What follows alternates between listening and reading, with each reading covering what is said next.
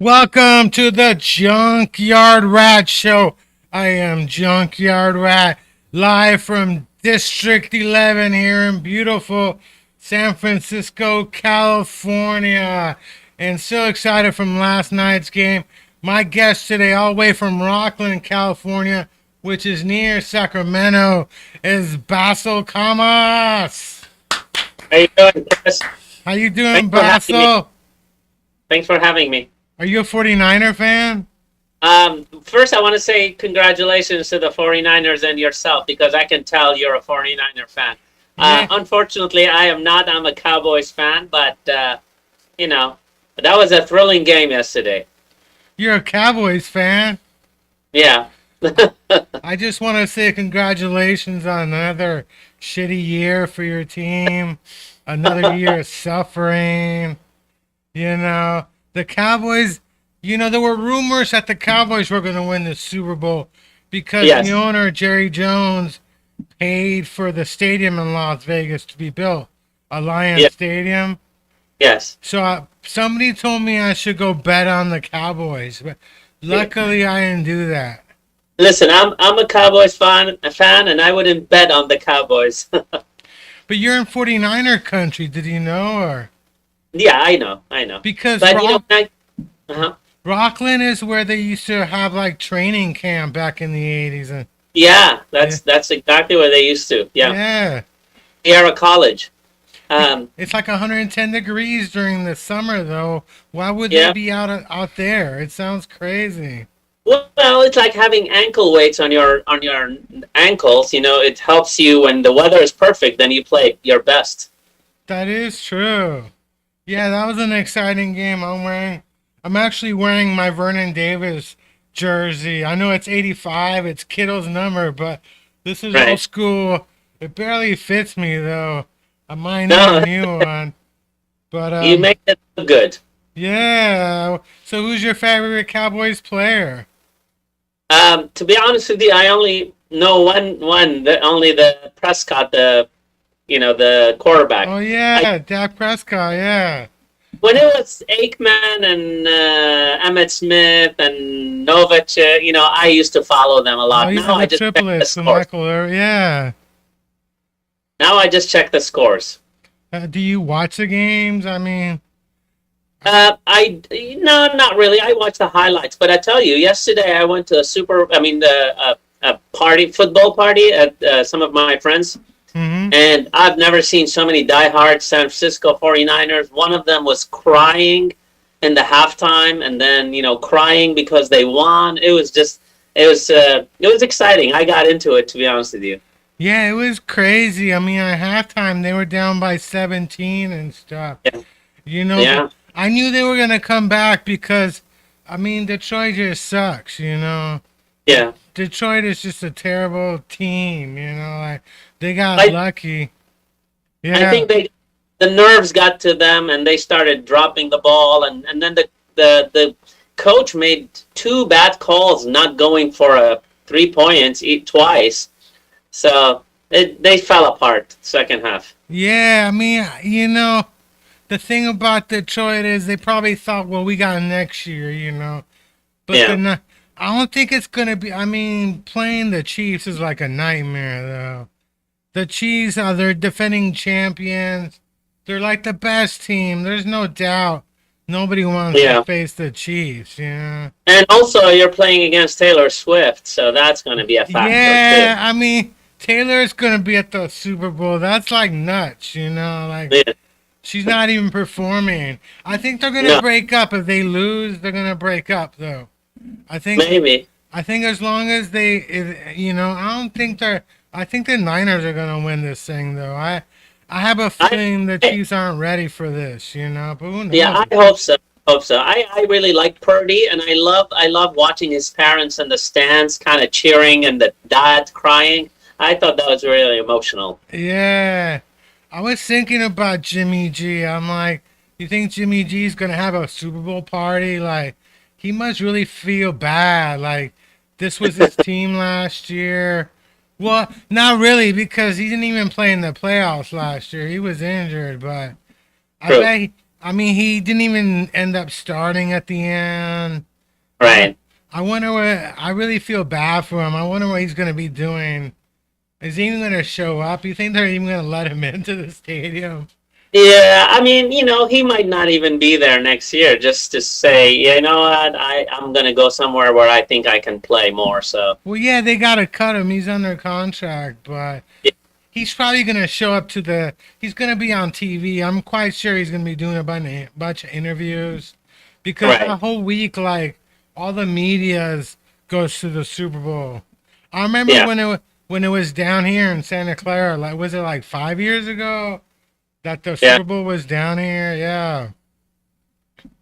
So how's your comedy? I haven't seen you do the clusterfuck in a while. The Zoom. Yeah, I haven't seen you on the Zoom show in a while. No, I was on it 3 weeks ago, and I was just a spectator the last 2 3 weeks. Um, and I throw in jokes here and there, and when I can. But I think next week I'll be on it. I'll ask Vahe early on because it's growing. It's growing, and I've been spreading the word, so it's Yeah, growing more. More people are on. Like last night, we had 64 people, so that's that a was lot kind of of people. Yeah. yeah. So he's they're growing. So, but I think next week What I'll did you ask think him about early enough. that puppet guy that won it? What him and Sarah sometimes tied for first place. Oh yeah. Yeah, he was clean, and Sarah was funny, and they were both clever jokes. Do you think they're ringers though? Do you think that they're like famous people and they're in disguises, or No, I don't think you don't so. think they're ringers? You don't think there's a bunch of ringers put on a disguise and bad accents and nobody figures out, like they're just bored and stuff? I I think if I see Chappelle or Kevin Hart on that Zoom, then I know it's a ringer. But no, I think they're all just having fun and trying to make a little bit of money. Oh yeah. How much did you win? When you won it one time, how much did you win? Um, $20. You won $20? Yeah. That's how much you won? Uh, yeah, that's how much I want. Well, so what it is basically you get third of the tips. So he only got like $60. So Yeah. I thought he was getting a lot more money because Well, I mean that one night it was 60, so I don't know what's the other nights. oh yeah. I thought you at least won like $100 or something. I was like, No. Next time, oh, next time I'm gonna have a really good set. I'm gonna guarantee that I win. I'm gonna give him $1,000 tip so I can get $300. he always puts me on mute. That's why I don't go there anymore. Oh, you don't? Oh, Because I'm on mute like 90% of the time, And then right. I gotta listen to what's his name, Jeff, like say Uh-huh. all this stupid stuff. I can't even comment because I'm on mute. So I'm like, I, you know, I decided like as long as I'm on mute, and Yeah. he claims my microphone's fucked up. That's why he has me on mute. Oh, wow. Okay, I didn't know that. I can he control that? Oh yeah, he controls all that. He Oh, controls okay. who's on mute, who's not. So. Uh, So if he's letting people talk all the time, yeah, he puts me on mute. So I was like, if you're gonna yeah. put me on mute, it's like 2 hours now. It's a long time and stuff. You should come out to the Friday show at Kells. You ever come out to the Bay Area? Or? Haven't yet. I haven't. It's a long drive, and Friday night. It's Oh but I'd like. yeah. How many people can? What's the capacity? There's usually 30 to 40 people a And it show. sells really. Yeah, they do pretty well and stuff. Yeah, And what does the tickets go for? I think they're like 15 to get in. That's not bad. Yeah. Is parking okay? Is my car going to be broken into? Actually, North Beach is probably one of the safest areas of San Francisco. If you Okay. know San Francisco much, North Beach Um. is like the Italian area. Mm-hmm. It's safer, but yeah, there's only street parking down there. Okay. And I don't know if it was me. Mm-hmm. I would just tell you to drive to a BART station, maybe, And park there. yeah, Antioch or Pittsburgh, and just take BART in. You know, But to tell you the truth, everybody I know who has had their car broken into, windows broken. you You know, know, a friend of mine, he's a comedian. He was sleeping in his car and his Toyota, and they try to steal the thing under, what is it called, that metal thing? yeah, yeah, I know what you. Converter. Yeah, they try to steal the catalytic converter while he was sleeping in his car. So Wow. it's not safe at all. Like San Francisco, I mean, yeah, it's not safe at all. It's safe for the Hunger Games. Yeah, the Hunger Game. Oh yeah, yeah. I saw Well, one car in Oakland, like they just basically spray painted OPD, come and take me, you know, because well, listen. huh? Oh, I was in Oakland last New Year's and not last Christmas Day, Oh and yeah. my nice car overheated on Christmas Day in Oakland, and so I had to stop at the CVS. And thank God they were open till 8 while I was calling the tow truck and everything. And I was standing outside waiting for the tow truck. This couple comes in, they rob the CVS right in front of me and take off, just like that. What did they take? I mean, how much did they take? They took boxes, Oh you know, yeah. cart full of boxes. Where is there a CVS in Oakland? I I don't know. But it was one of those exits, but then every exit in Oakland is a bad exit. yeah, there's not many pharmacies in Oakland because they get robbed a lot. I mean, Oh, everybody's closing. yeah, Yeah. I mean, there's a lot of robberies. They're closing the In-N-Out Burger in Oakland because Yeah. it gets robbed a lot and stuff. It's The really Nordstrom. weird. Yeah. It's Yeah, weird. yeah. I went to the liquor store with my mom yesterday to get some milk. Mhm. And even with my mom, I'm getting watched like I'm robbing the place, you know? Yeah. And Yeah. I'm with my mom. Why would I rob? You were buying milk and the woman's looking at us suspiciously, like, you know, you can't go anywhere without getting robbed and stuff. So do you do open mics or do you do a lot of book shows? So I haven't done really too many open mics. When I started doing comedy, I was so excited. I would go to every single open mic for like 3 months straight. And then it wore, you know, it kind of got a little old and my wife said, honey, that's taking time away from the family. So I started just getting booked in shows and now I book my own shows too. I mean, like I produce the shows. It's been almost 3.5 years that I've been doing comedy. And I like it. I always seem to find good venues and manage to get some good comedians and put a nice show for people. My first show I produced, it was at Oliver's Brew House in Lincoln.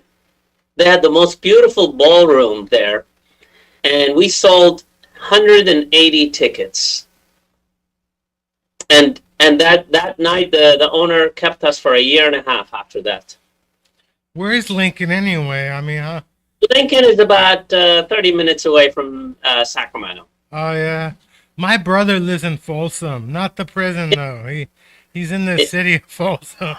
Yeah, Folsom is very nice. It is very nice. I was surprised because my brother lived in Rome. He lived in San Francisco, but he decided to move to Folsom with his family and stuff, you know. Well, a lot of people in the Bay Area moved to Folsom, El Dorado Hills, Rockland, Roseville. They sold their homes and they don't mind commuting sometimes because it's worth it. And you sell your house, you can pay cash for one here in this area and commute. And now with the COVID, after COVID, a lot of people are working from home. So it works out really well. Colorado Hills, that's where the real money is, right? I mean, that's like Well, that's a they rich all- area, isn't it? Or no, it's a nice area, but they all live on credit cards. I mean, I used to work in El Dorado Hills. I'm a massage therapist. oh yeah. Yeah, and everybody paid with credit cards. And then in 2008, you see every other home had a for sale sign. So yeah, when the market crashed, So how long you been doing massage therapy? I've been doing it for 20 years. Hopefully, I'll do it for 10 more years, or until people say, "Stop touching me, you old man." Did you go to class for that or? Yeah, of course. Yeah, you go to school and you take classes and anatomy and practical and things like that, and then you get your license and you start working. And that was 20 years ago. Yeah, my dad took a massage class. Uh huh. I think it was the end of my parents' marriage. I think he fell in love with someone. I think he fell in love. In fact, I think one Wow, of his, talking about a real happy ending there. Sorry, Yeah. had to do it. I think one of his classes fell on my mom's birthday, and he went to the class. And so they've been divorced over 25 years. My dad's been married like 25 years to somebody else. So this is a long time. You know, my dad never gave me a massage, though. And I don't Never, know. I don't know if I never gave want one you for or my her? dad. Huh? Never gave you or her? Never gave me a massage. Yeah, I wouldn't give my daughter a massage either. It's too close for comfort. Yeah, it's too weird. I thought Yeah. if I was an NFL player and I needed to play the next day, that would be different. I'm like, Dad, give me a massage. But yeah, it's kind of weird. Like, No, so I've been doing it. what kind of clients do you got? So, when I started doing massage at the beginning, it was basically a lot of athletes, dancers, things like that. And then they started sending their moms and their grandpas and everything, and then the floodgates were open. Now I have everybody. But you keep winning awards, don't you? Like, So, yeah, I won 13 best massage therapists in Sacramento and Fair Oaks. 10 of them were 10 years in a row. Yeah, it's like Tom Brady and what's his name, the cyclist combined dynasty. so you must charge a lot of money. I mean, do you mind me asking how much a massage is? Or Oh yeah, like it's an hour, $70 an hour. that's Uh, pretty good. I mean, yeah, it's very reasonable. I try to give people good quality product, service, and competitive prices. any Kings players, or do you have any Kings players? Uh, I've had a couple NBA players. I've had a football player. I've had a cheerleader from the San Diego cheerleading. But yeah, I mean, but now I get all walks of life. People are just hurting. You get three types of clients. The first type is the ones that are athletes. They want results. They want it now. They don't care how you get it done. Do it. Second are people that are just slightly broken. A little neck, shoulder, lower back, things like that. Or maybe they just want to relax a little bit. Things. The third one, which nobody mentions, is usually women that are neglected by their family, by their husband, by their boss. Nobody give them any recognition, and they just want a human, compassionate touch, and has nothing to do with sex. It's just a nice. They want just a nice, compassionate, human touch that they yearn for. And I am able to help all of the athletes, the slightly broken, and these ladies too. So a lot of them cry on my table, things like that. They cry on your table. Yeah, emotional release. Sometimes when you're in pain, partly because you're in pain physically, but partly because you're emotionally in pain. So when you mix the two together, sometimes emotions rise, and tears or laughter or crying, things like that. It happens. Doesn't happen a lot, but it does happen. Do you use a chair or a table? I use a table, full body massage, but I also use the chair for, events and things like that. Yeah, because I used to get massages on the chair at Yeah. dispensaries. Like I've never cried, but maybe maybe I should start crying. Do you have a website for that, or how do you Yes. get clients? Do they just Um, tell each other? Just a lot of it is word of mouth, honestly, because I've been doing it for 20 years. It's just word of mouth. Bodyserenity.com. Bodyserenity.com.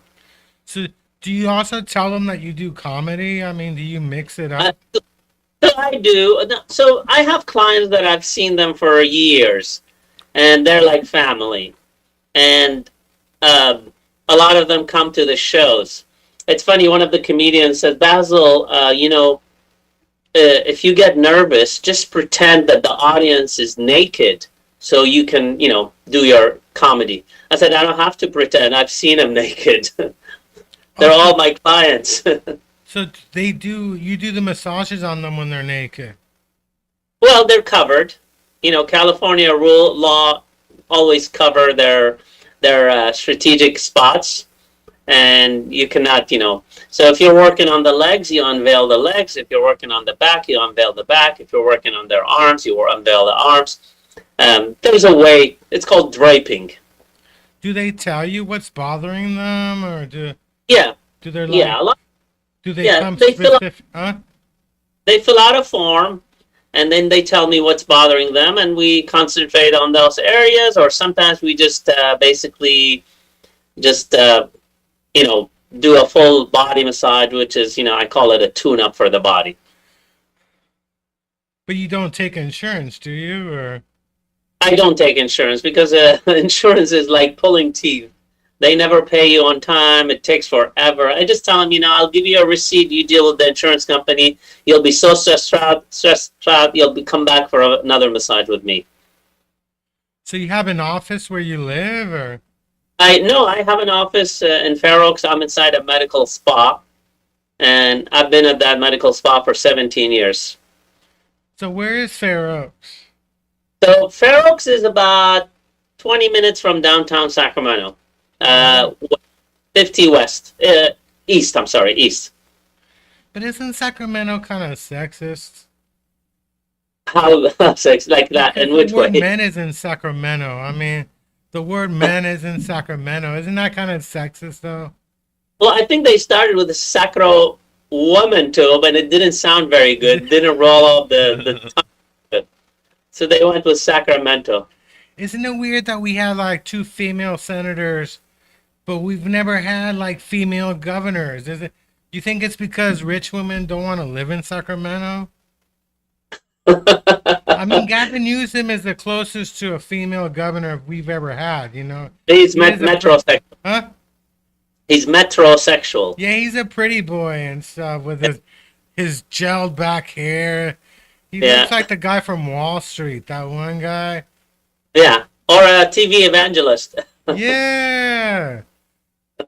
Like, that guy, yeah, I always wonder why we've never had a female governor in California. Why do you think? Oh, I'm sure it will happen one time, sometime. Yeah, it's gonna happen one day, Yeah, one day it's gonna happen.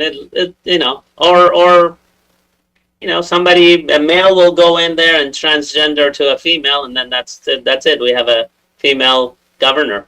I'm surprised that Gavin Newsom even lives in Sacramento. I thought because Schwarzenegger never actually lived in Sacramento when he was governor. He would fly in every day. Well, I think because of the Sacramento, a lot of people don't know Sacramento is the capital. They think LA is the capital, but Sacramento is the capital, so that's where the big one is there. Yeah, it's weird. A lot of people don't realize I don't even know Sacramento's been the capital for over 100 years, right? Or Yeah, exactly. yeah. We used to make fun of Sacramento, or like, No, they call it sack of tomato. yeah, we used to make fun of it, like with the Bay Area, like, hey, you lose your job, you can always move to Sacramento, Or they call us cowbells too. Yeah. So where are your shows at? Are you still booking shows, or? Yeah. So right now I'm doing a show at formerly Tommy T's comedy club. Now it's called Mr. Tequila in Sacramento. And so I have a January, a February, and a March show there. Oh yeah, And I'm always looking I performed at the Tommy T's Yeah. back in the day. Yeah. It's a nice venue. The only thing is the ceilings are too high. Oh, yeah, it's a huge place, isn't it? Yeah. Yeah. So hopefully we'll be able to fill at least half of it. Last time we had a good turnout. We had about 53 people. That's pretty good. Do you Yeah. advertise, or do you sell tickets on Eventbrite, or? Tickets on van stuff, yeah, or at the door. Oh yeah. Do you Yeah. do any roast battles, or? I've done a roast. I've done one roast battle actually. I've done two battles, one roast and one boast. You know the boast, Uh-huh. where you say nice things, and I think I'm better at that. But the roast battle I did, yeah, I killed it. I won. Hell yeah. I want to do the roast battles. They won't put me in there. I don't know, Really? I don't know why they won't put me in there. I'm made for roast battles. I'll rip on people like crazy. Oh, I can tell you, you could go at somebody with with vengeance. Yeah, I'm like, why? I even every time the guy like lists something in the Sacramento comedy page, I'm like, what about me? But he's never Uh-huh. booked me for it. Yeah, Is it Josh Means? yeah, it's Josh Means. Yeah, Josh Means is the big guy in roast. Maybe you should approach him again yeah. Maybe because he has some in Alameda. maybe I should book him for my podcast. He should, and then he does one in Alameda. He has a roast battle in Alameda and Sacramento. Yeah, I think he does them at Cobb's once in a while too, doesn't he? Or Yeah. Right. Yeah, that's true. Yeah, I know him. I booked him in one of my shows. so when's your next show? Is it like in? February 29th. That's leap year. Oh yeah, we're up in leap year, aren't we? Yeah. I'm selling that show as, hey, this show happens once every 4 years. You better show up. Yeah, leap year is crazy, you know. Is Because it? I realized my birthday skipped a day. It was Sunday last year. This year it's gonna be on Tuesday, you know. My birthday's Wait, important. Huh? when were you born? I was born in May 7, 72. Oh. I was Oh, I born see. in Santiago, Chile. Yeah, you told me. I remember that. In the capital. Where were you born? I was born in Baghdad, Iraq. You heard of the country? Yeah, I've heard of Iraq and so. Hey, do you think Iraq is ever gonna make a comeback or? Well, let's put it this way. First, today they lost against Jordan in the Asian Cup 3-2. So that was a disappointment. Oh yeah. Will they ever come back? No, not really. A third world country like Iraq or that whole region is not going to come back. Unfortunately, it's bribery, extortion, corruption is a way of life in the leaders there, and that's not going to change at all. Unfortunately, But so the United States runs Iraq, don't they? Or... right now Iran is sticking its hand a lot in the business of Iraq, and so it's kind of making it like a little half of the Iraqi government are like weighing, trying to side with the U.S. and half of it is with Iran, and so there's a conflict. You got family in Iraq still, or? No, not anymore. All my family, my parents passed away. My brothers, I have one in Ireland, one in Germany, one in Turkey. Damn, they're like all over the place. Yeah, courtesy of Saddam Hussein. Did they go to war or did they sneak out or? Well, we all kind of snuck out. I snuck out in 1980 before the Iran-Iraq war started in September 20th. I came here August 28th, and I was 18, and I would have been put in the front lines, but thankfully I was able to get out and come to America and start a whole new life, and I haven't been since then. Did you come for college or how? Yeah, I went to Sac State. I got a degree in psychology, but I tell people do not major in any degree that ends with a Y, because you don't make money. Yeah. Psychology, biology, anthropology. Well, psychology, you got to spend more years in college, don't you? I mean, Yeah, you gotta go to your PhD, otherwise you won't make much you gotta money. be you could be a therapist or a psychiatrist. Then you got to even be more. I always worried about it. Every time I met somebody that told me they were a psychology major, I didn't want anything to do with them. I didn't like psychology majors because I always thought like there must have been something screwed up in their life. You know what I'm saying? You never see any happy kids like in college. Like I want to be a psychology major. Like you never see happy kids like psychology majors, do you? Actually, I wanted to get into it to help people, but I realize it's yeah.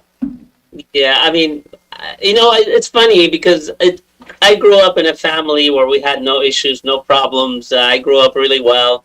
Even when I was sitting, I remember in class, in a psychology class, in a group session where we pretend to have mock groups and everybody shares their problems. And, the first one was talking about drug addiction, the other one, alcoholic addiction, and the other one was, abuse in their family, divorce. When it got to me, I'm like, I don't have a problem, so I have to make up a problem. Like, I don't have a girlfriend.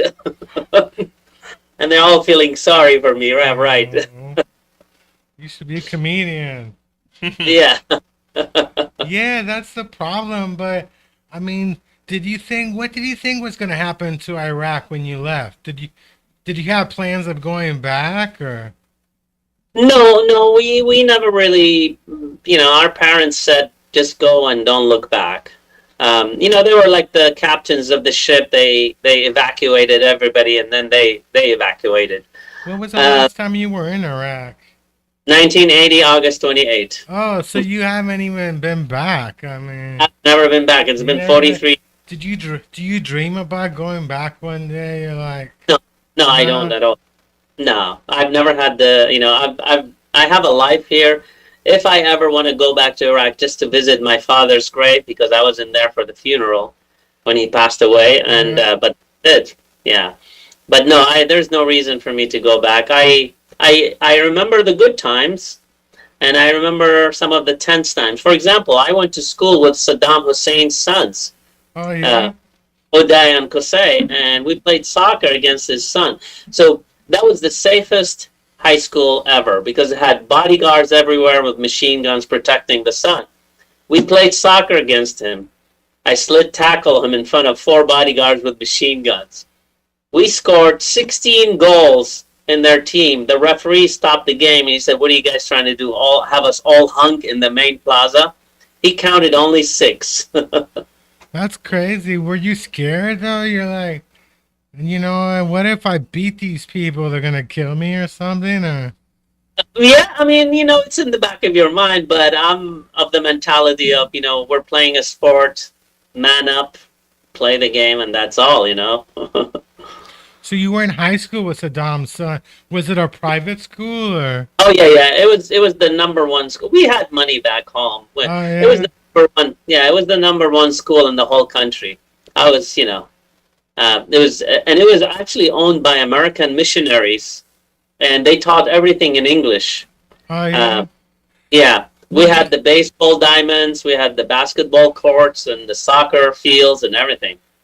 Yeah, that's the way it is. My cousins in Chile, they all go to schools where they all speak French or Yeah. English or Italian. Like, Yeah. none of my cousins I went to a school that they spoke Spanish to them. Like, it was always some foreign language. I think it's better that way. I mean, in America, I took Spanish when I was in junior high and high school. But the Yeah. reality is I knew Spanish, Yeah. I was going to Chile when I was in junior high. Right. I would spend my summers. I spent 2 summers in a row in Chile. And Oh, when, nice. when it's summer here, it's winter there. So when I came back one year, one of my friends looked at me and thought I was trying to pass as white. He thought I hid in my house all summer hiding from the sun. He didn't So, realize. Yeah. parents Chilean or? Yeah, my parents, my grandparents, Okay. my brother. I'm 3rd generation Chilean. My grandparents, some of my great grandparents came from Italy, but yeah, I'm 3rd generation. My niece and nephew were born in Rome, so Mm.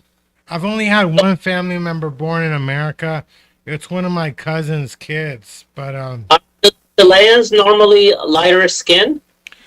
yeah, yeah, like we're not like Argentina. Argentina, they think they're Europeans, but we're not Because they too have a lot far. of Germans. You know, They have a lot of Germans. yeah, like the thing is, for years I used to wonder why Latinos didn't really consider me Latino. My first language was Spanish. I was born in South America. I actually went back to Chile in October, and I realized, I'm in the middle. I'm Chilean, I'm South American, but it's obviously, I'm not like Latino, and Right. stuff. But yeah, I'm like mixed. But my whole family is like European based. So I'm almost always mistaken for being maybe Hispanic.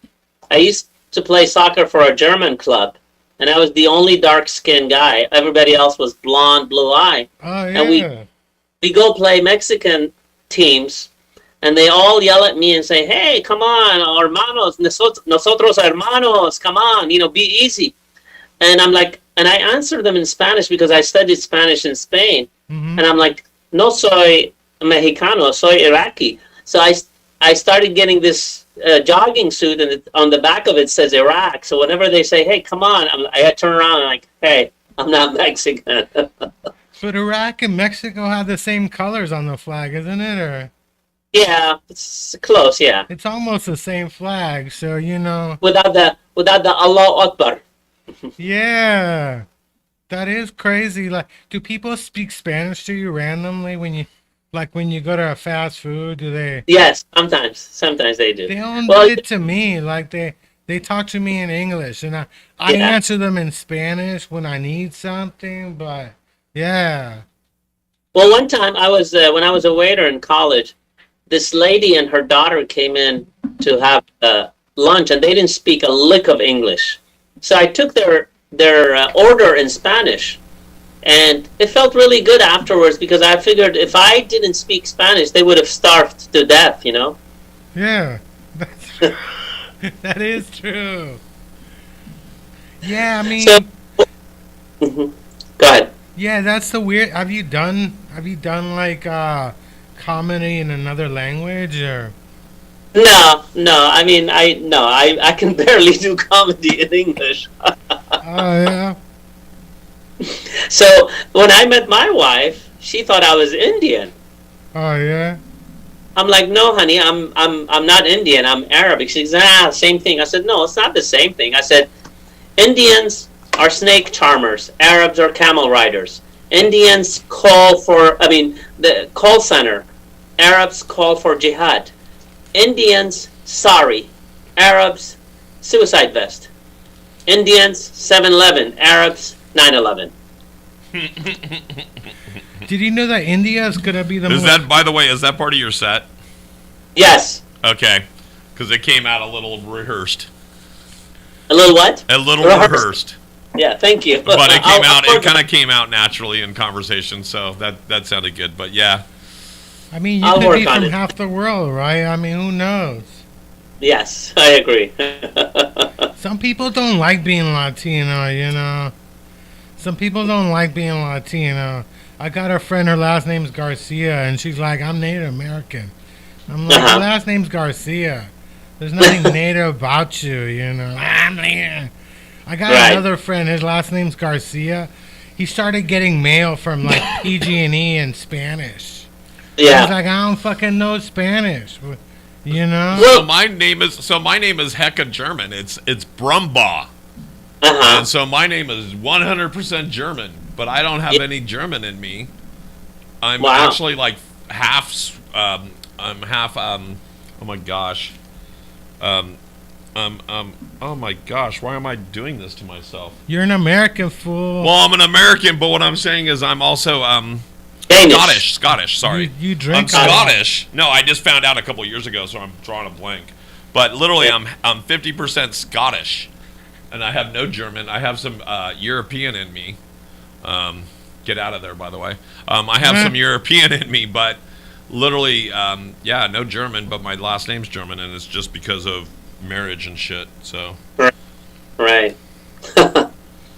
No, I figured if you're born in one country, that's the cards you've been dealt, and deal with it. And we all bleed red, so what are you gonna do? Yeah, I mean, I left Chile when I was 2 months old, like, Yeah.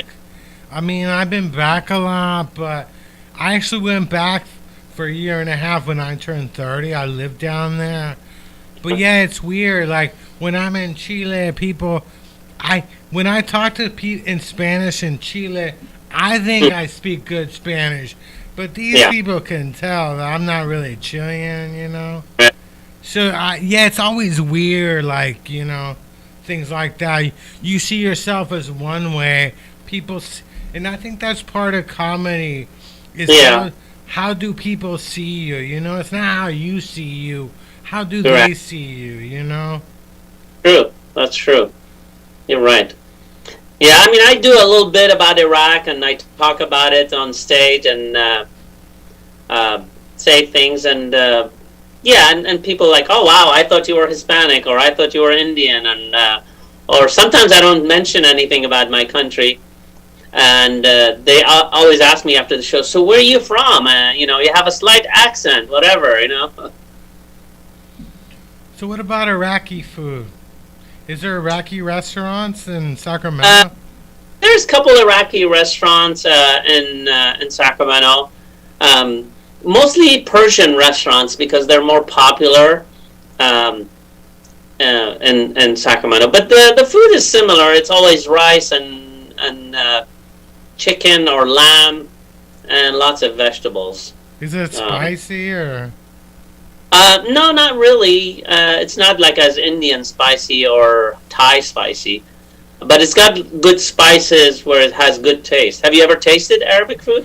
Yeah, I've had Persian food before. Yeah, Have you tried Iraqi food? I might have. I think so. Because once you go Iraqi, you'll never go backy. Oh, that hurt. That is That true. was bad. That hurt.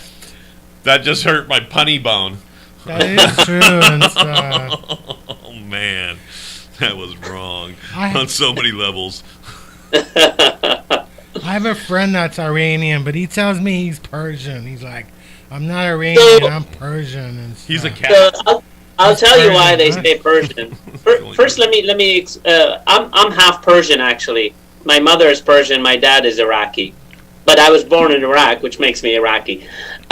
The reason why Persians call themselves Persians and not Iranians is because in 1979, remember the hostage crisis? Yeah. Iranian was suddenly a bad connotation, so they reverted to, just for their own safety, Persian. It's anonymous with the Persian Empire and power and this and that, so that's why they were, calling themselves Persians. But Persian, Iranian, same thing. Do you ever sit around wondering why you weren't born in Kuwait? Like Kuwait, that's a better country. So, a funny story about Kuwait. Kuwait is like Alaska. It was part of Iraq, and just like Alaska was part of Russia, and it was sold. Kuwait, the same thing. It was sold to the the what do you call it, the sheikh, whatever, the emir that controlled that region. It was sold to him by Iraq. That's why Iraq and Kuwait have a little animosity. Do you remember when Iraq went into Kuwait? Saddam went and invaded Kuwait. Yeah, I heard it Do you was. know? I heard it was because they were like charging. They were charging less for the oil No. than the OPEC Well- nations were. Partly, I'll tell you the story. What happened? Iraq went into a war with Iran from 1980 to 1988. They lost 500,000 people. Economy was in shambles. So Saddam sent his delegates to the AOPEC, not OPEC, but AO, which is Arabic oil producing countries. Hmm. And they all met, and Saddam said, listen, for 8 years we've been a buffer between you and Iran. We fought so Iran doesn't expand to the region, and Saudi Arabia, Kuwait, all those countries. He said, let's lower production, increase prices so I can make some money. The Kuwaiti emir said, no, we're going to double production and lower prices. So the Iraqi delegation got into it, and they picked up an ashtray and threw it. The Kuwaiti delegation picked up an ashtray, threw it at the Iraqi delegation. So the Iraqi delegation goes back to Saddam and say, listen, this is how we were treated at the meeting. Saddam picks up the phone and he calls the Kuwaiti emir and he said, listen, we're going to have breakfast in Kuwait. And the Kuwaiti emir said, okay, whatever.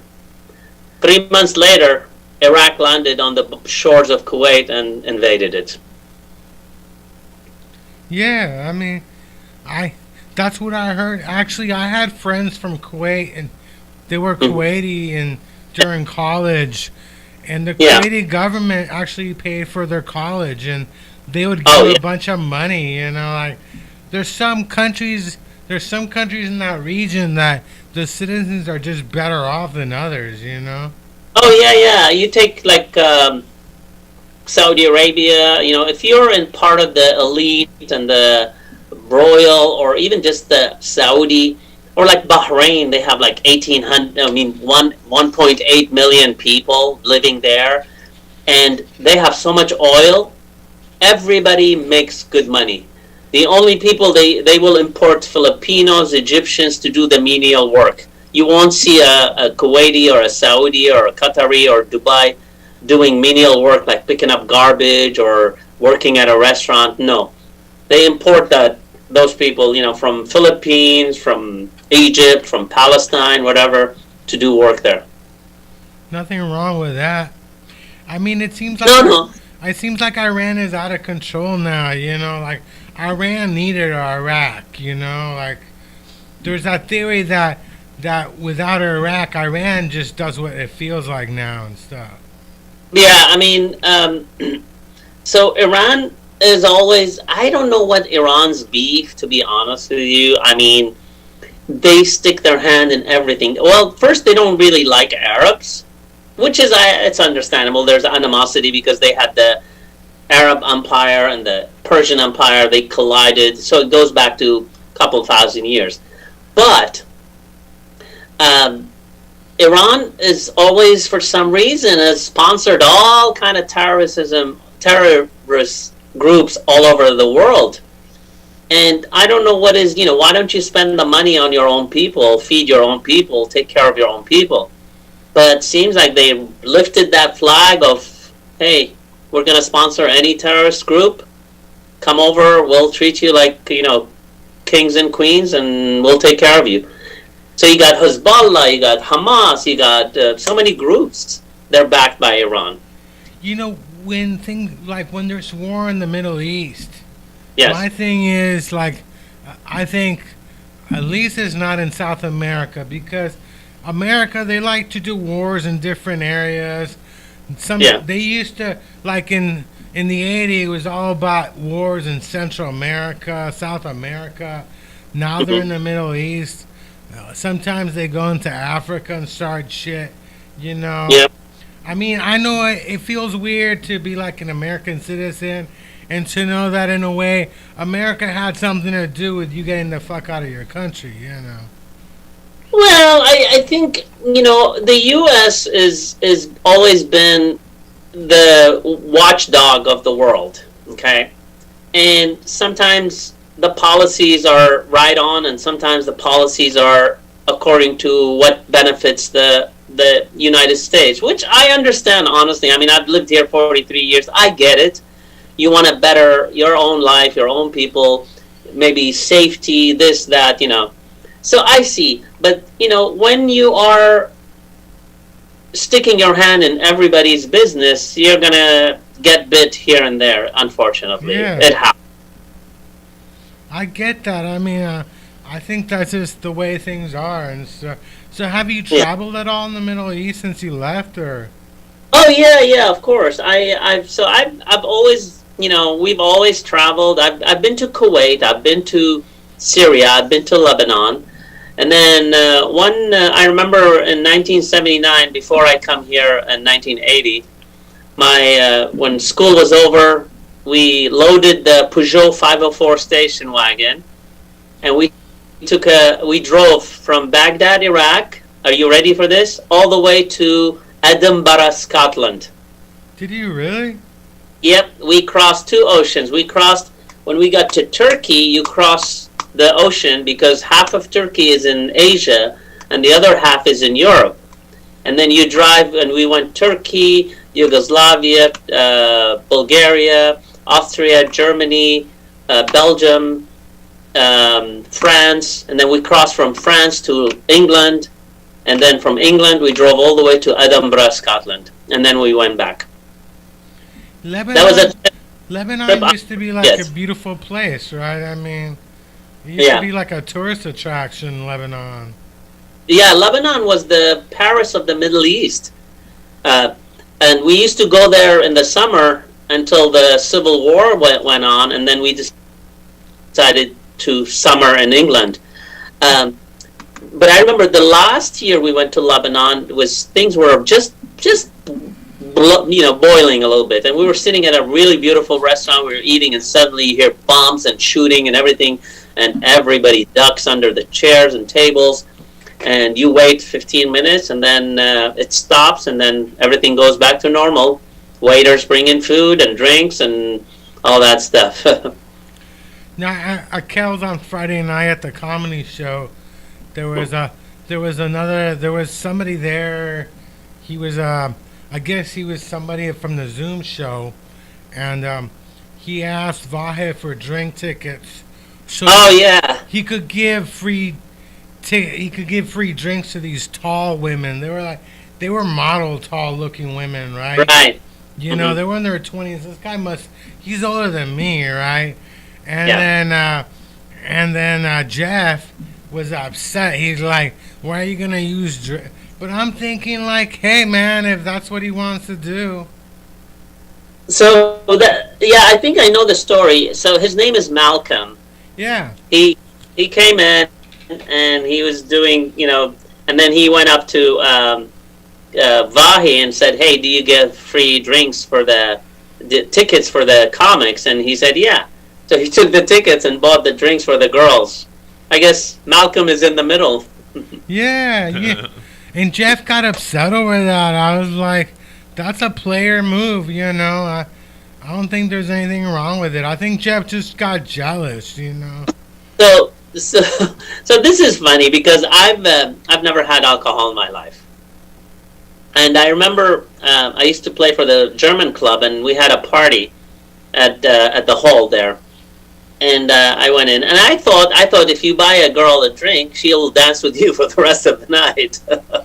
I was 19 at the time, so I bought her a drink, and I thought she was going to dance with me, and she goes, "Okay, thanks." She took the drink and left. Yeah. And that was the last time I ever bought any woman a drink, unless it was my wife or a girlfriend I was dating. Oh, yeah. Yeah, I don't buy people drinks. I don't even drink anymore. I mean, I have drank. I mean, I drank in high school until I turned 21. Yeah. It wasn't any fun because I think part of the fun was just trying to get the liquor when you're not old enough. Yeah. When I could walk in and buy beer anytime I wanted, I didn't want it anymore. That's when I started smoking weed. But Jeff even gets a drink ticket. He doesn't even buy his own drinks. Oh, wow. I don't know why Jeff is so involved in all this kind of stuff. He's just starting problems and stuff. Yeah. So I've never had a drink, and I always thought, why do I want to be the middleman? I drink the drink, an hour later I pee it. I'm wasting all this money. I was at an open mic a few months ago, and I sat next to one of my friend comics, and we were talking. I'm like, you know what? Let me buy you a drink. And he goes, "I'll have a beer." And the bartender goes, $11. I'm like, $11? I don't want 6-pack. I just want one beer for my friend. She goes, "So that is for one beer."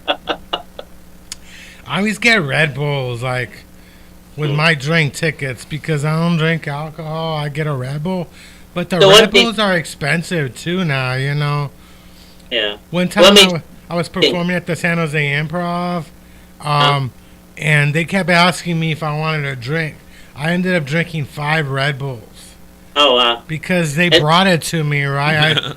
I thought they just kept bringing them to me, and I didn't even get sick, People think that stuff, but I think alcohol runs the comedy business. Without alcohol, comedy wouldn't even exist. Yeah. Well, I mean, I know you said you smoke marijuana. I've never smoked either in my life. I've never done drugs. I've never drank coffee. I mean, I drank drank 6 cups of coffee. So, but I remember when I was doing open mics and everybody goes, "Hey, let's go out for a smoke." I'm like, I don't smoke, but I remember my first open mic ever. I went in and they all looked at me and they go, "Why do you look like you have a job?" I said, "Because I do." Yeah. People thought I was drunk anyway. They'll tell you Really? that they think I'm drunk all the time. I'm like, have you ever seen me drink alcohol? Yeah. They're like, no. But they assume I'm either drunk or on drugs. So some people don't have to be on anything, you know. You're like the Fonz. You know the Fonz. Nobody ever seen him hit anybody or touch anybody, but everybody like, "Uh-oh, he's tough. Don't go near him." Oh yeah, the Fonz is like 5 foot tall, isn't he? Like, Yeah. if you saw him in real life, you're like, this guy couldn't kick anybody's ass, you know? I get that stuff. Yeah. So have you ever thought about moving out of Sacramento? No. I mean, it's close to the Bay Area, close to Tahoe. It's not as crowded. It's getting crowded, but it's not as crowded. But we'll see. But no, I like it. If I won the lottery, yeah, I'd definitely move out of Sacramento. But in the meantime, I'm good. You would move to El Dorado Hills. No, not El Dorado Hills. My wife loves Orange County. She's from Orange County. Orange County is nice. I'm an Angels fan. My favorite baseball team is in Orange County and stuff. Yeah. You know, if I worked in Hollywood, I would live in Orange County because it's like being in LA, but it's not like being in LA. It's Right. not the whole Hollywood thing, you know, like everybody you know in Hollywood is an actor. In Orange Right. County, they're regular people. What part of Orange County is your wife from? So from Westminster? Oh yeah, Westminster. No, Westminster is in Oh, isn't that in LA though? Or No, I'm sorry, not Westminster. Westminster's near the airport, isn't it? No. Honestly, I'm not sure, to be honest with you. Where I have to find out from her, but it's somewhere. I know her mom used to live in Westminster, but she lived. Oh yeah. Gosh. You don't even know. Your wife could be from Disneyland or something. No. Right? You don't even Yeah. know. Did your wife ever work at Disneyland or?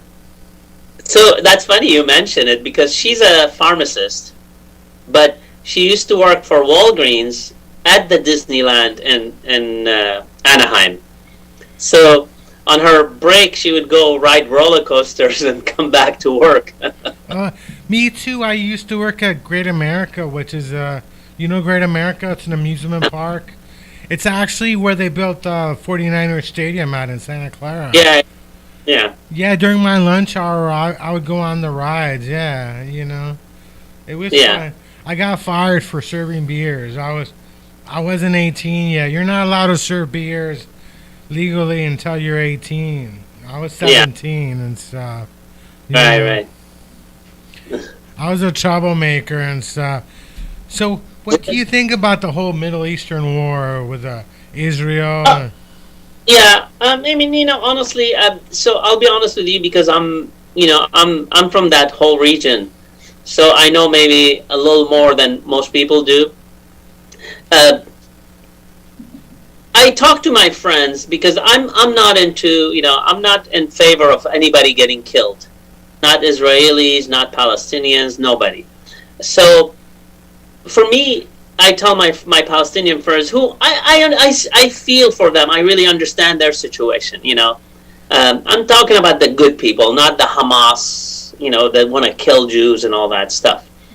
I think the wounds have been so deep that every time a Palestinian kid is born, his parents say, "Look, these Jews stole your land." And every time a Jewish kid is born, his parents say, "Look, these people want to suck your blood."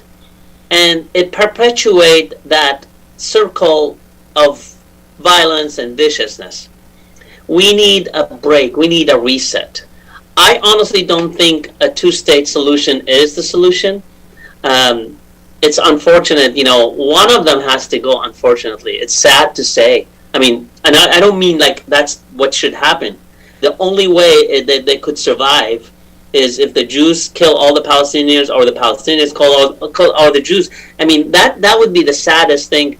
But That's the only way that they're going to get along, because I don't see any results for this. So for me, October 7 was a horrible thing that happened. And I was telling my friends, my Palestinian friends, that, and then what did you guys gain? What did anybody gain from that? That was a one day. It's like 9/11. Okay, what did they gain? The terrorists. They killed few people. They disrupted the lives of many. But then what's next? What's the end game? There's no end game. Nothing good comes out of it. And look what's going on now. It's been going on for 4 months now. The war and Hamas and Israel and all that stuff. I just want to see peace. I want to see people live together. I tell people it's a piece of land. We are only here for 80, 85 years on this earth. Let's leave a good legacy. Let's leave our kids something to look forward to. Otherwise, right now, nobody's looking forward for anything. Not the Palestinians, not the Israelis. Nobody's safe anymore. When I went to Chile like on the end of September, right? And the only thing I could watch in English was BBC. And there were a lot of protests going on in Israel before October 7th. It looked like they were about to lose the government, So when October 7th happened, my thinking was like they let it happen. Israel knew this was going to happen, and they basically needed this to get control of the country back, Unite the country back. Yeah, they needed to. I mean, the military was protesting. Even the military was protesting Israel. So I'm not really surprised. I mean, and I don't think the Palestinians really lost they were in a war with Israel. They lost a war. So I mean, that's the question. How much land did they lose and stuff? I mean, it was like was it the 7-day war? I mean, there was the 1948, and there was the 1967, and then there was a 1973 wars, where the 67 is the one that was I think the 7-day war or something. I mean, how you lose a war in 7 days? I mean, that's ridiculous. That wasn't a war, You lost your country in 7 days, That's ridiculous. Well, they lost land in 7 days. They didn't lose the country, the whole country. They lost some land. I got friends that are Palestinians. Samuel Bade. He's a friend of mine. Yeah. He's Palestinian and stuff. And I understand. I have a question, though. What the hell is the UN involvement? They're claiming that the UN let the Hamas people into Israel. What's going on there? I don't know if the UN did that, or I honestly don't know. But I'm surprised that with all the surveillance and the wall and all that stuff, the Hamas group were able to get in there and do what they did. It's like 9/11. We flinched, and look what happened. Well, I mean, we know what happened in 9/11. So I mean that's another one that they even claimed in World War II that we knew that Pearl Harbor was going to be attacked. Oh, wow. We needed it to happen to enter that war. So it's not the first time things like that happen, It's crazy, but it's different this time than it used to be, because now you're seeing a lot of people protesting on the Palestinian side. You didn't see that years ago. It was like a taboo. You would never side with the Palestinians, Now it's like different. Things are changing and stuff. Yeah. I personally, honestly, I'm a peaceful guy, and I want to see peace everywhere. I know it's like a la land, but let me tell you a story, because this will give you some kind of perspective. When I came to this country, I left Iraq. I kind of escaped Iraq, and I came to go to school. And I had no papers or anything in terms of transcripts from my school. And so I was able to get some papers, but they were not notarized, nothing. They all looked flimsy, but they were my transcripts, but they're not stamped with the government stamp. So I go to 3 different colleges, and they all laughed at me, and they said, these are not papers. You got to go back to high school in the U.S., and get your GED, whatever.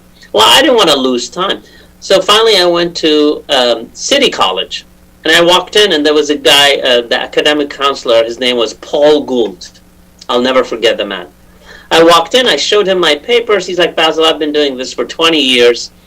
These papers they don't look right. I said, well, this is my story, okay? I escaped a war that was going to happen. I'm half Iraqi, half Persian, whatever. He's like, yeah, I can't help you because if I help you, I will lose my job. I said, I understand. As I was leaving, he said, hold on, have a seat.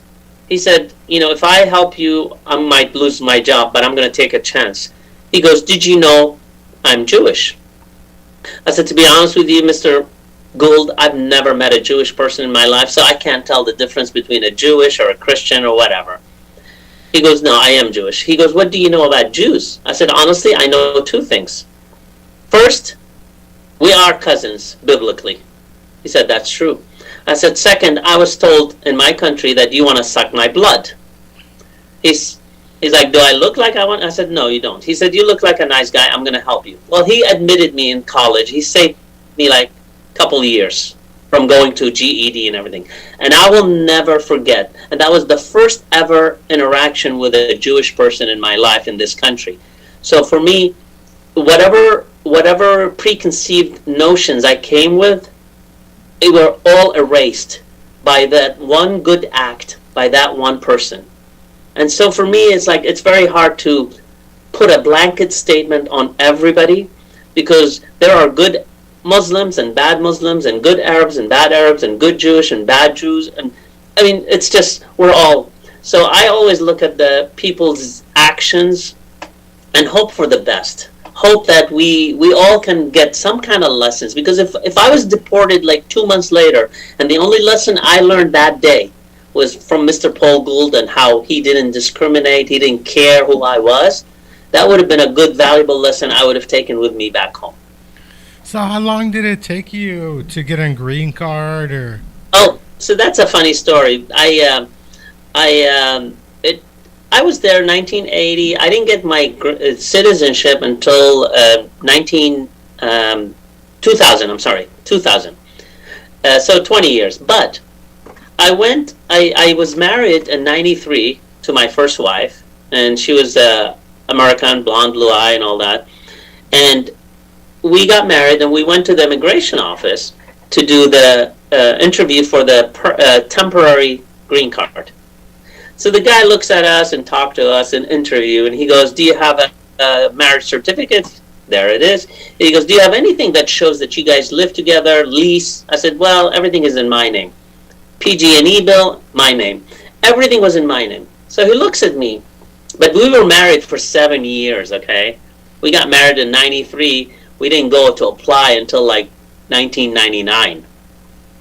So he goes, you expect me to believe that you guys are actually married for real and not for a green card? Because you have nothing. It doesn't show that you guys live together or anything. I go, actually, I do expect you to believe that. He looks at me, he laughs, he goes, you know what? I'm going to do something I've never done in my life. I'm going to skip the temporary green card. I'm going to save you 3 years, and I'm going to give you the permanent green card. I'm like, thanks. So I always think I've been blessed. I've always done good to people, and I think God's always sent me these angels in my life to make my life a little easier. That's why I'm always try to be positive and don't cast just nets over people's actions, you know? that's how I feel. I became a citizen on my own. Like, I became a citizen of America before my mom did. My father was first, But my father, he went to a church, and he decided he wasn't willing to fight for America, He was a contester. What is it called? But I...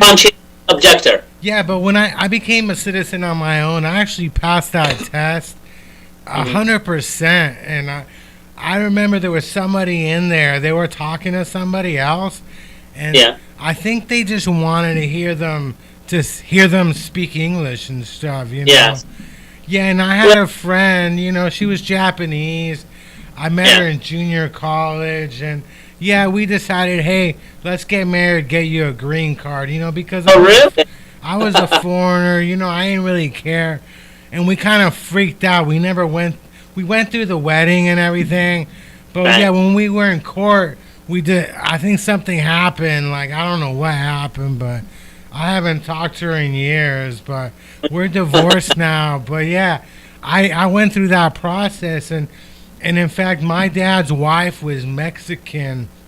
Oh, wow. And he showed me a paper he got from his lawyer. This was back in the 90s.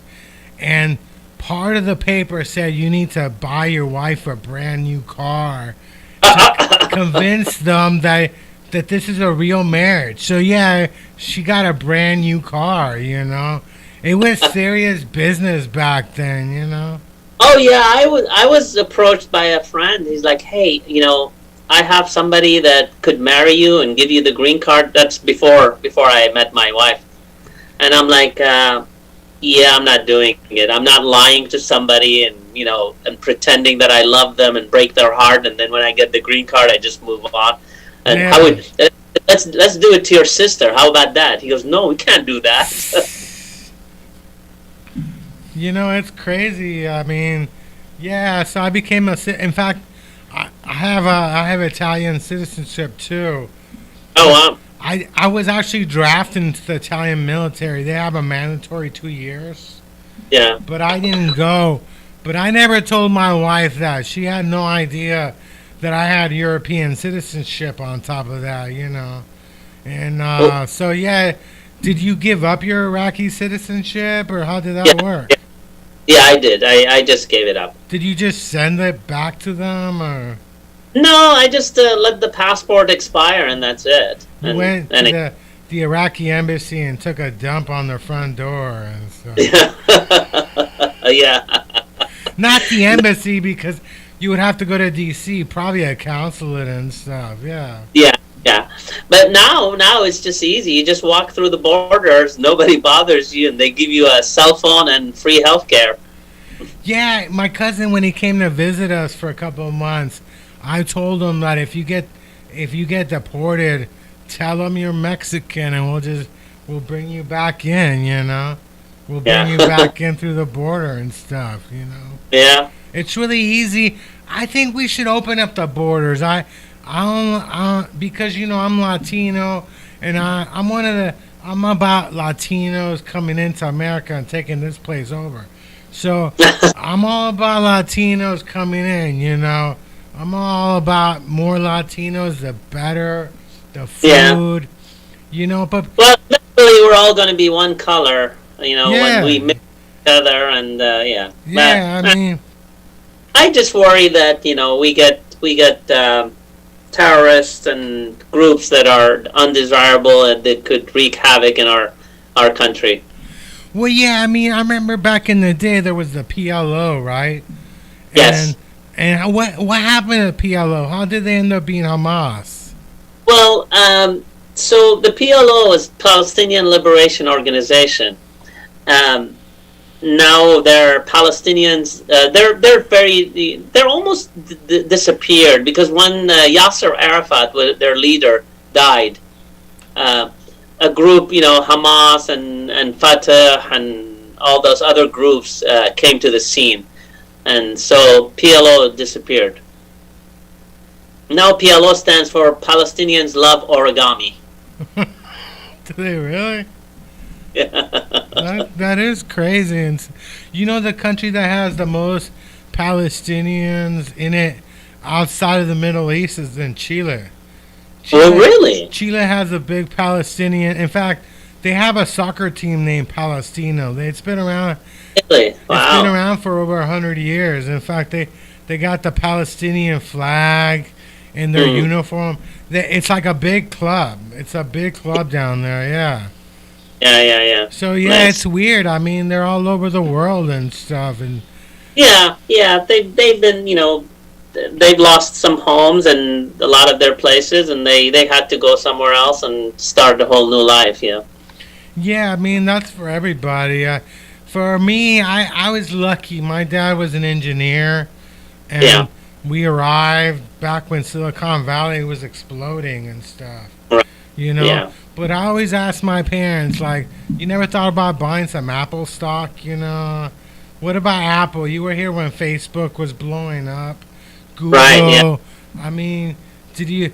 I mean, my dad went to Stanford. What part of Stanford and stocks?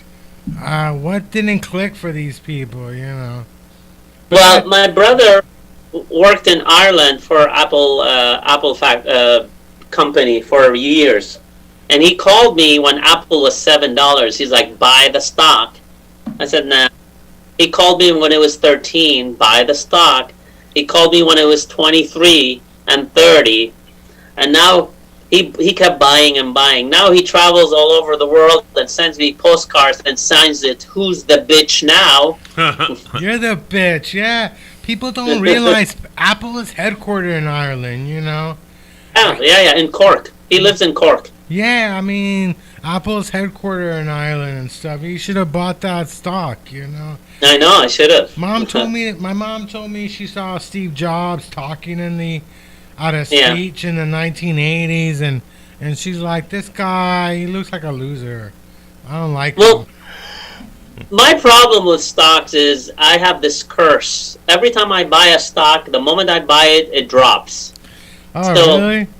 Yeah, so if Microsoft wants to destroy Amazon, all they have to do is give me a few $1,000,000.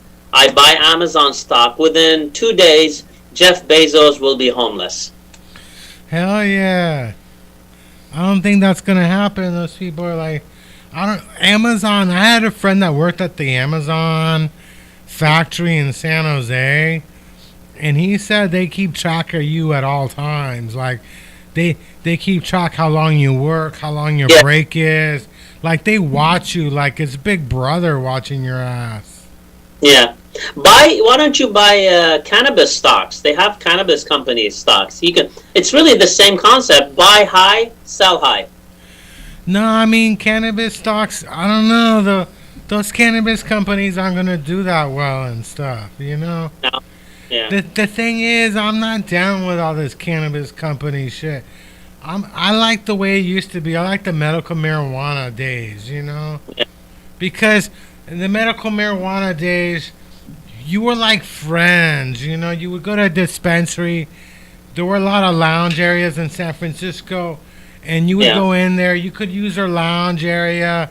They didn't even require you to buy weed to go in, and everybody was a friend, you know? And you would Right. show up like on Wednesdays. Every Wednesday, some company would be in there giving out free stuff. Now, when Gavin Newsom got in there and he put in the law, he made sure they couldn't give you any free shit, even on your birthday. They can't Yeah. give you anything for free. If you work at a dispensary, they can't give you free weed. They gotta No. sell it to you for a nickel or a penny. You Wow. know, they gotta sell it to you for something. There's nothing free. And it's like, who the hell does that type of shit, you know? Who does that? Who's that? You know, and that's why I was like, I don't even do dispensaries anymore that much, you know? Right. Yeah. I went back to the black market, you know, as crazy as it sounds. They drove me from the dispensary world to the black market, you know? Yeah. Huh. That's crazy. Yeah, I mean, so what are your goals in comedy? Like, what do you see yourself doing the rest of the year? I always built a good, massage business. But I really want to do more comedy. Obviously, I want to average about 4 shows a month. Just I want to build audiences. I want to build a community that follows what I do and the shows that I put together. That's what I like to do. And there's a lot of comedy out there, and it's just a matter, you have to find your niche, and you have to find a good venue and stick with it and do it. Yeah, that's what I like. Comedy Spot. There's Stab. Yeah, The Punchline. yeah. I've performed at all of them. I performed at the Punchline, at the Laughs Unlimited. I've done all those. It's fun. It's fun to do those. Yeah. Do you know Christopher John or Who? Christopher John? Christopher John. Oh yeah, he's the one that does the Kells, right? Yeah, he's the booker at Cal's. Yeah. He's the booker for Vahe's shows. Yeah. Yeah. I did 3 shows in Modesto and Stockton. You're familiar with Modesto and Stockton? Oh hell yeah, yeah. Yeah. Stockton is tough. Like when I was doing the show in Modesto, there were a lot of bookers in the audience. But when I was doing the show in Stockton, there were a lot of hookers in the audience. That is true. That is true. I mean, what's wrong with that, though? Like at Kells, where Kells is near, it's in North Beach. It's near where all the strip clubs are in San Francisco. There's a street called Columbus. It has about 10, 15 strip clubs and stuff. But I don't think they're all operating and stuff. It's really weird. Huh. So what is that you like about Sacramento and stuff? Again, it's not as busy as the Bay Area, and it's where I went to school, Sac State, and I have all my my wife, and I'm really, my foot is really established there, so it's hard to just move out. But I like it. It's not a bad place. It really isn't a bad place at all. Yeah, I mean, people like it and stuff. I I like making fun of it, though, like... Yeah, oh yeah, hey. It's hot. Have at It's it. hot as hell. It is the capital, Yeah. I feel bad. I feel bad that Gavin Newsom's got to live there with his family, I think he's doing fine. He was mayor of San Francisco. He was. He became lieutenant governor, and he moved him to Marin, so... Yeah. He moved him out of San Francisco, but he didn't bother to move to Sacramento when he was lieutenant governor. He kept his family in Marin now, but he won't even live in a mansion. Like he doesn't even live in that big mansion because it's in a bad area, isn't it? Yeah. No, it's not that bad actually. Downtown is every downtown is getting bad, but no, it's okay. During the pandemic, he obviously we closed everything, and he told us massage therapists, close down. I said no, I'm an essential worker. I use essential oils. So you do your French laundry, I'll do my massage. They opened up a French Laundry near where I live. Really? I live in Walnut Creek. I don't know if you know where Walnut Creek is. Yeah, I know exactly. Yeah. But they opened it up in Danville. There's like a French Laundry in Danville now. So. Very nice. I don't know. It's really weird. How expensive is that place? Like. I don't know. I'm for me, food is fuel. Is not for to go and spend money. I don't want to be the middleman again. I eat it, poop it an hour later. It's for me. It's fuel for the body. Well, that's what I think about weed and coffee, and it's all fuel and stuff. You need it, right? Yeah. So, do you how many massages do you do in a day? Like which? Anywhere from 5 to 6 a day. It just depends on the schedule and the day and all that stuff. If you're in a bad mood, do you slap them around? No, no.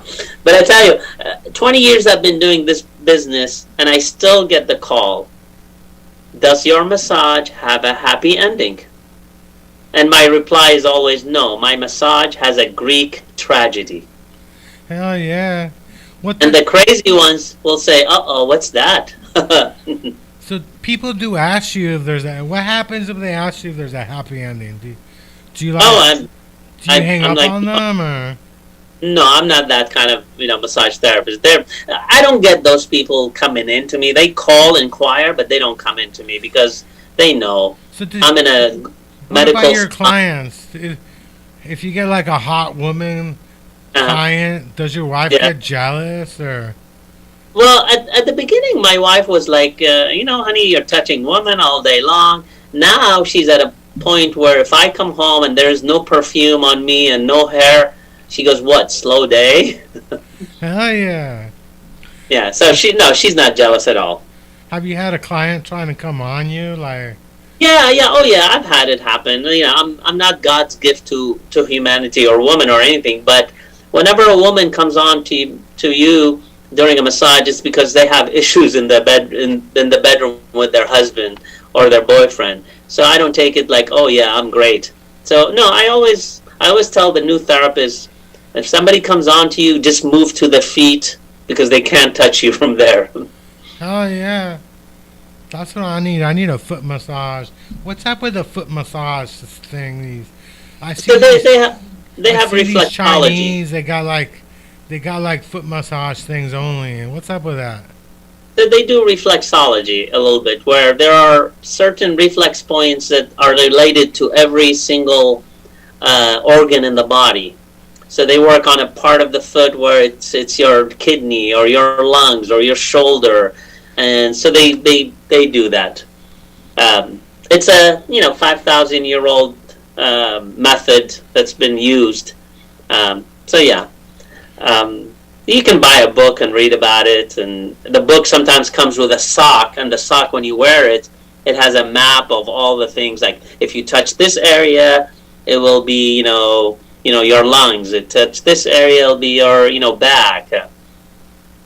So, Is there a place where people do reviews for you, or yeah, Yelp, Google, all that good stuff, yeah. do you check your reviews at all, or to see? Yeah, I do. I check them, yeah, regularly, yeah. Oh yeah, because I know comedians, they check reviews, like they like freak out. Like if I was always worried about somebody leaving a bad Yelp review for a comedy Oh. show. Well, I mean, I get it. I guess, people want always to hear the good things, but, sometimes you get the reviews that you get, depending on what you did, you know?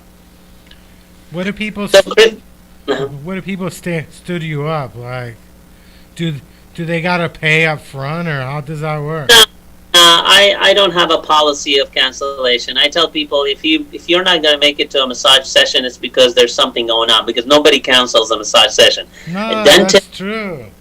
colonoscopy, whatever, you can cancel on those, but massage, nobody wants to cancel. So if I don't have a policy if you pay if you don't show up. A lot of them, I know them very well, and if they don't show up, it's because there's something going on. Do your So I clients show- apologize, Chris. I have like 5 more minutes, and I need to be out of here, if that's okay. Yeah, do your clients show? What if they show up high? Like they're smoking a lot of weed before. Is that recommended, or? Yeah, I mean, I've never had them high. I've had a couple of people a little drunk. It's not a good idea to get a massage when you're drunk. I send them home. Yeah, they might throw up, right? Yeah, exactly. When I go to the dentist, I always show up high as hell. Like I like, why not just show up high to the dentist? Well, yeah, because you want to be as relaxed as possible. Oh You're yeah. going to be a captive audience for the next hour. So, what are you going to an open mic? What open mics are good in Sacramento? So the ones in the Pro-Am at Laughs Unlimited on the 1st and the 3rd Tuesday, and then they have on Tuesday, like the first Tuesday, I think, on Punchline. But then there is so many open mics, I lose track of all of them. There's Players, there is Henry's. Henry's is a good spot, actually. Players is a good spot. Yeah, they're all over. They're all over. Yeah, I used to go up to Sacramento to do open mics. Oh, yeah. I haven't Yeah. been in a while though. Like, you could hit up like 3 open mics in one night and stuff. Yeah, they're very accommodating. What they do is they try to put it at a certain time, like at 7 o'clock, and then the other one starts at 8:15, and then 9:15. So you can go do three of them at night. I can't afford to do that because I have a family. So I'm You like, have a family, you have a job. Yeah, it's hard, yeah, I got yeah. It's hard and stuff. So what plugs? Where can we find you? You can find me on Facebook. This my name, Basil Kamas. You can find me on Instagram at Basil dash commas. There, but my next show is going to be on February 29th at Mr. Tequila on Folsom and Hazel. It used to be Tommy T's. Yeah, Tommy T's. That's near the old spaghetti factory, isn't it? Or you like coffee, you might be getting sick, you know? No. Just That's never good. Do you ever wake up sick and think, like, I need to cancel today? Actually, no, I've never. I don't get sick at all. Even during COVID, I never got COVID. I touched so many people. My family got it. I never got COVID. Did you test yourself, though? I mean... I tested myself, never got COVID. Did you test yourself every day? Because you're dealing with... No. With... No, I stopped testing myself because, you know what? What's going to happen? Did you get the vaccines, or... I got the vaccine, I got the booster, everything, yeah. Did you make anybody get a vaccine to be a client, or... No. I told people, I mean, I'm vaccinated, I'm boosted, and I'll wipe, you know, I will sanitize, but I will not wipe the floors that you walk on or the handle, you know, that you open the door with. I will not do that. Oh, and yeah. let's hope But your office is in a spa place, right? Yeah, it's a medical spa, and it's called Perceptions in Fair Oaks.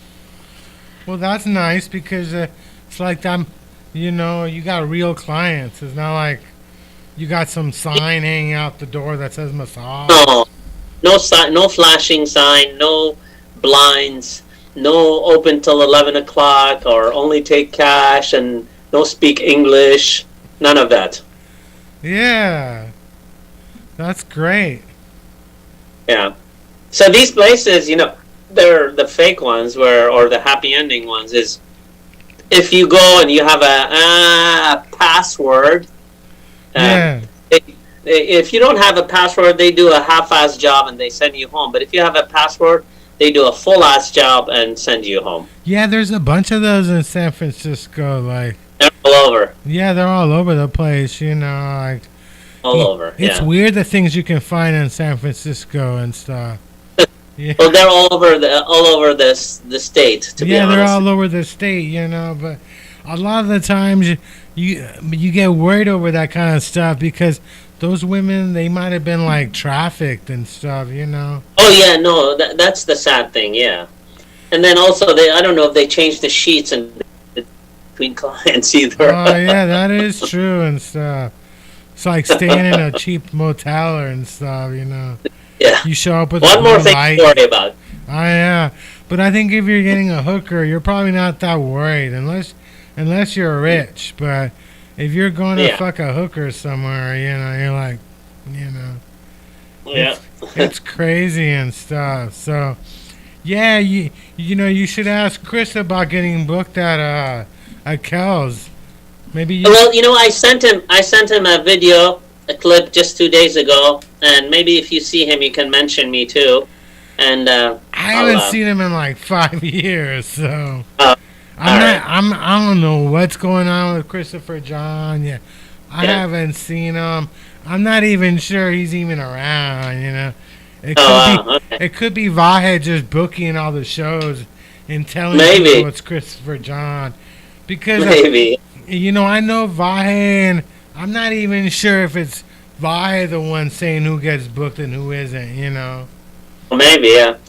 It is weird because I show up with Vahe, he brings me to Cal's, and I ask him who's hosting tonight. He doesn't even know who's going to be the host of the night, you know. Oh, Christopher John decides all that stuff, so yeah. Yeah, all right. February 29th, you should book us one day. Okay, we'll book do. us, Paul and I, and stuff. We'll do. Sounds good. Paul lives in Lathrop. Is that near you, or? It's kind of I've done there, a show. but... Oh, yeah? Yeah, I've done a show at Lathrop. Yeah. Yeah, you did a show in Lathrop? Yeah, with, what's his name? Langford. Langford? Oh, yeah? Yeah. Yeah, that's where Paul lives now. He lives in Lathrop and stuff. Nice. It's a nice area, yeah. Hell yeah. I don't know. I went to Fresno State, so I'm nearby and stuff. Yeah. Okay. No, I will definitely keep you in mind. Definitely. Hell yeah. And Basil, again, tell us where we can catch everything you're doing because we know you're ready to run off. Sure. Yeah, February 29th, I'm at Mr. Tequila in Sacramento. And March 28th, which is also a Thursday, also, again, Mr. Tequila. Right. I'm also, and I'll be making an appearance at the Laughs Unlimited as well, but that's not undetermined yet, so. Hell All right. yeah. All right, everybody, give it up for Basil Camas, everybody. All Thank you right. so much. Thank you, buddy. Appreciate you. Thank you That was for fun. being Thank you. on, Basso. Thank you, Chris. Thank I you. hope Thank you win. I hope you win again at the clusterfuck, you know. I hope so. I It's hope always so. fun seeing Jeff lose. He like cries and stuff. He's like a crybaby. I'm like, it's not even real stand-up. You got to be in front of an audience. Yes, Yeah. exactly. You can only cry if you bomb in front of an audience. You're bombing Yes. on Zoom. You're just, you're like, it's like talking to your own television. You know, who cares? Yeah. Totally. All right, sounds good, guys. Thank you so much. Thank you, Basil. Thank you for being on, Basso. Hell yeah. It's crazy. We got 5 more minutes here. The JunkYard Rat. I'm excited, about, I'm going to put your 49er logo up in your corner there. Look at, I've got an extra 49er logo for you. It's up there in your corner. Yeah, this hat is from the Super Bowl that Harbaugh was on, But yeah, this is a Vernon Davis jersey. It's not a Kittle jersey. In fact, it's funny how I ended up with this jersey. How did you get that jersey? I actually bought it at the mall where the mall next to the Metreon, and it was on sale. But I bought another one that said XL, Right. but it was a woman's XL, and I brought it back. I told the guy I bought this, but it's a woman XL, and he gave me this one, so it's pretty nice. I like Vernon Davis. That's nice. That's a nice jersey. Man. I know. I like Vernon Davis. I don't know where Vernon Davis. He should be on TV a lot more. I don't know. He was on a game show for a while, but I don't know what happened to that game show. Like, that was a great show. A lot of people I like.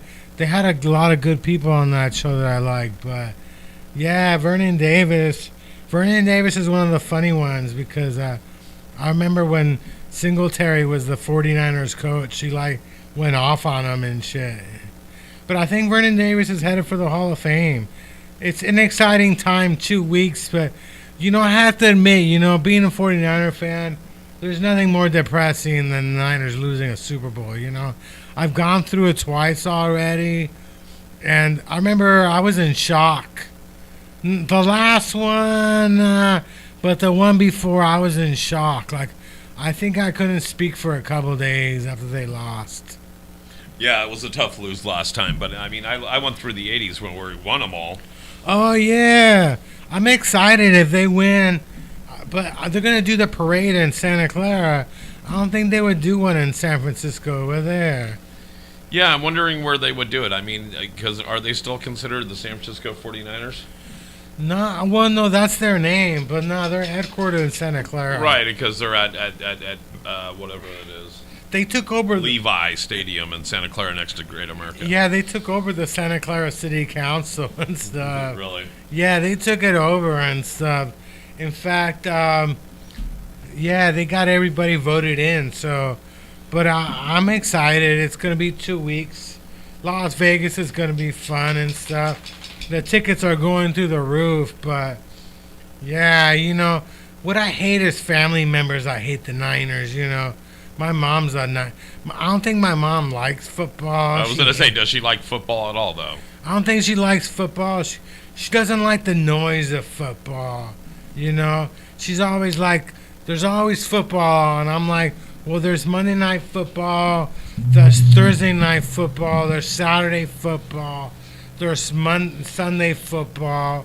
Football's not on every night of the week, Right. But she doesn't like football. But I always think about getting a hotel room. Just to go watch football? It's not like you're going to... No, for the Super Bowl, because there's nothing like being at home and my mom watching the pain in my eyes when the Niners are losing a Super Bowl, I don't want to go through that. I just want to sit in a hotel room by myself, not being Find a good bothered. friend. You're in the Bay Area, man. There's enough people here that are willing to have a Super Bowl party, and we know that you like to invite yourself to parties. Yeah, I mean, why aren't the dispensaries having a Super Bowl party? There's got to be one of them. Yeah, you would think, but a lot of them, they just want you to do the quick turnover, right? They don't want you to sit in their lounge for too long.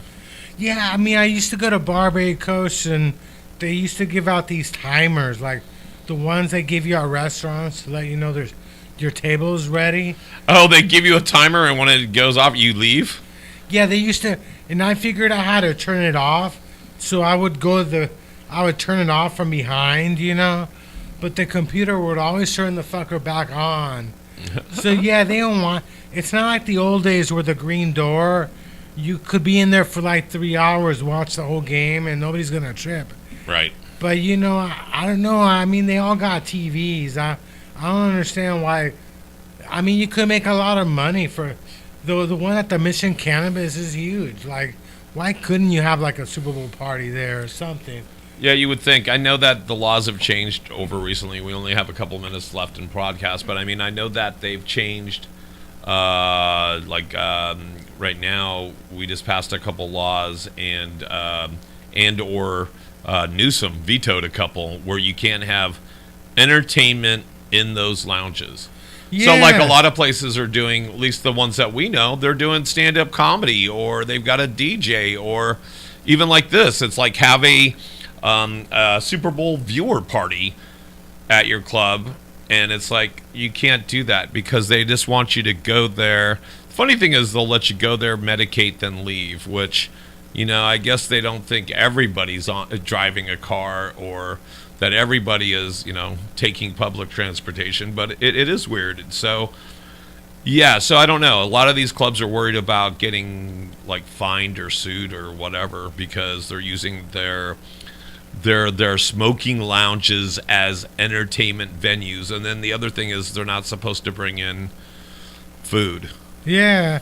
I mean, what's up with Gavin Newsom and all these laws, like, what's going on with that guy? Like, why is he hating on the marijuana industry, And he hadn't until about a year ago. And so I think he's poisoning himself for the national stage. I think he wants to become president, but I would think this is the time he would want to do it. But do you think the rest of the country even cares, like... No, I think when you look at the country as a whole, they don't. They don't care. At least it's like I think it's like I forget. It's like 60% of Americans have no problem with legalized cannabis. Yeah. But again, there's a big 40% there that would vote against you. And when you're looking at stuff like that, you don't need to. It's like when you go into a room, Chris, and you start doing your comedy. Do you want to divide the room right off the bat, or do you want to give it a few minutes and let them follow you down that path? Well, you want to. So, you want that. You want to gain their confidence. You want to get their support. Hell yeah! I just never. I mean, what do you mean you can't have entertainment in these lounges? Like, who the hell does that kind of stuff? Like, what's up? I don't know that? if they're trying to deter people from spending more time than they need to, or they don't want people to be able to create a revenue stream without being able to tax it. Well, they don't have even parking areas, so like, yeah, is there even a dispensary in San Francisco with a parking? Yeah, I know that one that used to be Spark on Mission has a big old parking lot, and if you spend any money there, you can park in their parking lot. Oh yeah, I mean is there a lounge area open though? I don't know. I think it's basically a big open area, and yeah, there's let's say per se a lounge, but it's like it was with Spark, where it's literally 30 feet from the counter where you purchase it. You sit at a table and you roll up whatever you need to do, and that's what you do. Yeah, I went to the CBD store where Relief used to be just to see what it looks like inside. Right. It always breaks my heart to think like, I used to kick it in these 3 lounges, Relief, Spark, and all those. Even what was the other one? Urban Farm. Urban Farm, yeah. And so all those right there in that corner were nice little clubs. And Yeah. Yeah, it's sad that a lot of this stuff is going away no matter what city you're in and what it is. If it's independently owned small businesses, entertainment venues. In this case, we're talking about cannabis clubs that actually served a purpose. They weren't just commercial people just trying to make a buck. Yeah. Like Relief, you could walk in, and if you were legal, like as long as you had your ID and stuff, you could go in, and even if you didn't have money that day, they would sometimes just give you a pre-roll so that you could be medicated. Yeah. In fact, I used to buy a pre-roll at Relief. Right. And for $5, and then I would go and use it at Spark at their yeah. And so like a lot of clubs now, they want to see if you're smoking their shit. And if you're not smoking their shit, you're out. Yeah, I like at Mo Greens they do that shit. They're like they watch you. At Mission Cannabis, they're like you got to spend $25 to use their lounge. And I wouldn't mind doing it, but it feels like there's nobody there, like at the lounge area there's nobody there. And it's like at Spark you could go in without even buying anything. They didn't care. And it seemed like I remember when Relief changed, like when that law changed. Right. Relief, they thought we were gonna become billionaires. They thought we're gonna be rich. But they changed overnight. They went from like we're all friends to like you're a fucking customer. You gotta buy something now. Right. And it's like I thought we were all friends. These people used to invite me to their parties. Weren't we friends? Like, how did we go from being friends to this is Walmart, this is McDonald's? You're just a customer now. It's like it really kind of sucked ass. No, I agree. It really does when they do that. So, what do you got going next week? By the way, here at Edge Studios, we're always looking for interesting personalities to start shows, but we're also looking for you to become a guest or a host. Please reach out to Edge Studios Online at Gmail. If you would like to help this studio survive and get through. So, what do you got going next week? Well, I got Kells this Friday. Oh, yeah, I should put up your Kells logo. Sorry, go ahead. Yeah, I got Kells Friday. In fact, I think I'm setting up Kells because Fahir has a book show, so wish me luck. It's a book show. It's a book show, but, I mean, I got to set up the seating, the lights, all the microphone, all that stuff. So let's hope that everything goes right, because I don't know, like the light, I don't know what the fuck is going on with that light. So what light? They got a huge light that they connect. So oh, really? But yeah, I'm setting up Kells. So yeah, I got Kells, and I got this show next Monday. It's February. So it's going to be a fun month, Right. The Super Bowl's in 2 weeks. But you can catch me every Friday at Cal's in North Bitch on Jackson Street. Buy your dinner before you go there. There's a restaurant that's hella expensive next door. Right. So I'm excited. I had a good set, actually. I talked about how I saw somebody on BART. They dropped a bunch of cereal on the floor. Then they dumped a bunch of milk. And they started eating it. But it turns out they were using a plastic spoon. So right. I'm like, how are you supposed to do drugs with a plastic spoon, With a plastic With a plastic spoon. What kind of drug addict has a plastic spoon, Every drug addict knows you need a real spoon to do drugs, Right. And then I talked about how I did my New Year's resolution was not to get pussy, but then I had a bunch of feminists protesting at my house because saying no pussy is like not good. You got to be open to pussy, No pussy is not good. You got to be open to pussy. And they got mad at me. They're like, you're not very optimistic, Right. So then I just ended up fucking a couple of feminists, to ruin my New Year's resolution. But it got scary. Like they aren't down with my no pussy New Year's resolution. They're not down with that shit. I don't know why. So why don't you shout out wherever your pages are so that people can like you there too? I'm on JunkYard Rat on Instagram. I'm Chris Schiabacase on Facebook. JunkYard Rat. DJ Road Rage on Twitter. I'm also on Twitch, but I've never actually been on Twitch. I signed up.